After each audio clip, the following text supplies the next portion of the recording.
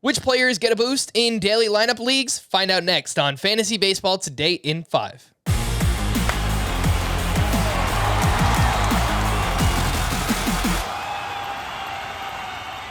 Welcome into FBT in 5. As always, make sure to follow and stream us on Spotify. Today is Saturday, March 12th. I am Frank Stanfield, joined by Chris Towers, and let's start all the way up at the top, Chris. Shohei Ohtani was amazing last year.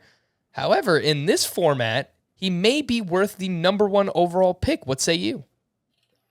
Yeah, like there are concerns about injury with him is the biggest thing. I think as long as Shohei Ohtani's healthy in this format, he's absolutely at least a contender for the number 1 pick. And frankly, if he plays a whole season, he's going to be the number 1 player in this format just by the sheer math of his contributions. I mean, you're getting 80% of his hitting production, which I think we would probably assume would be 30 homers, probably, maybe 10 stolen bases, 80 runs, 80 RBI, something like that. And then you're getting 100% of his pitching. So you're getting, 140 innings, 160 strikeouts, a low 3 ERA, good whip, 10 wins.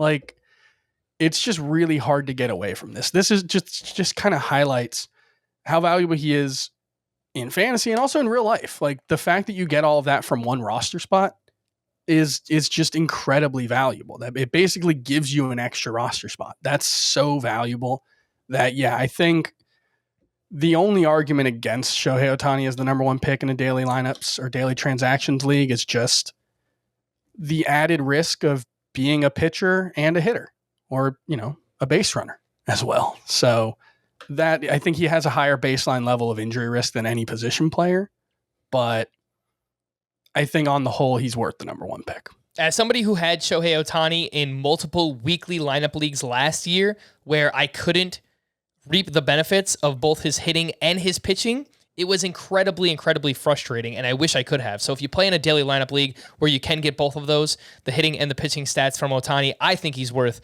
the number 1 overall pick. How about, Chris, some players with worrisome splits? I think they also see a boost in this format. Someone like Jesse Winker or Jared Walsh, they struggle against lefties. You could bench them in this format when they're scheduled to face a lefty and then just reap all the benefits of what they do against right-handed pitchers rather. And I think Colorado Rockies hitters. So, you could play them when they're at home, some of those fringe guys, and then bench them when they're on the road. What do you think about that?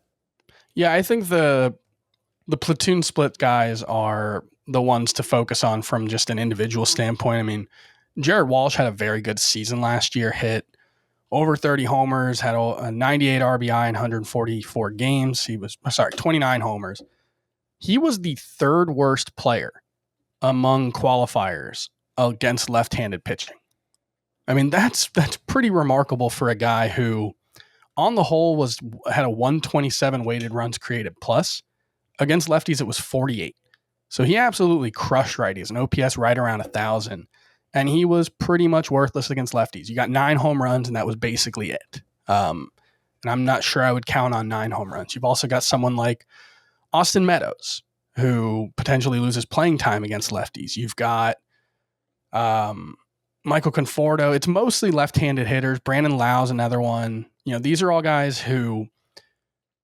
Jesse Winker's a really good example as well of guys who you probably don't want in your lineup against lefties because they're just not going to help you very much. Low batting average, little power. And so, yeah, if you can have a Luis Arias or a Jake Cronenworth or a Ty France, guys with multiple eligibility who can not just fill in for these guys because you don't want to just use one roster spot for a left-handed masher, but guys who can slide in wherever you need them. I think that's the way to go about it. And yeah, Jesse Winker, Jared Walsh, probably more valuable in a daily lineup format. The last group, Chris, that I wanted to touch on here are these hybrid pitchers who have a lot of upside, but we don't necessarily know whether or not they're going to be starters or relievers for their respective teams. But Michael Kopech, Tanner Houck, Aaron Ashby, those are all names that stand out to me. What do you think about maybe boosting them in daily lineup leagues? I think that makes sense because, in a full week, you may not know whether they're going to be in the rotation because those decisions could be made after your lineups lock. But in a daily format where it doesn't really matter whether they're starting or whether they're relieving. You're going to get their points because what you should be doing is with what all the relievers that you have on your roster. And I think you should have more middle relievers in a daily lineups format because you just throw them in there when you don't have starters going. You're going to get all of their numbers. And someone like Kopech, that could be 120 strikeouts, a low threes, high twos ERA. And he could end up being a top 50 pitcher just in that format, just because you get all of his stats. You don't have to worry about when he's going to be starting and when not. So I think middle relievers, closer, setup men who occasionally close are more valuable. But yeah, those swing men as well are very valuable in this format. Garrett Whitlock, another name I would throw in that mix.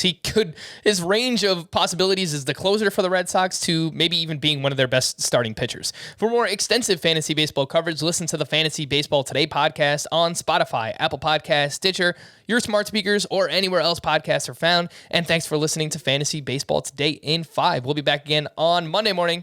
Bye-bye.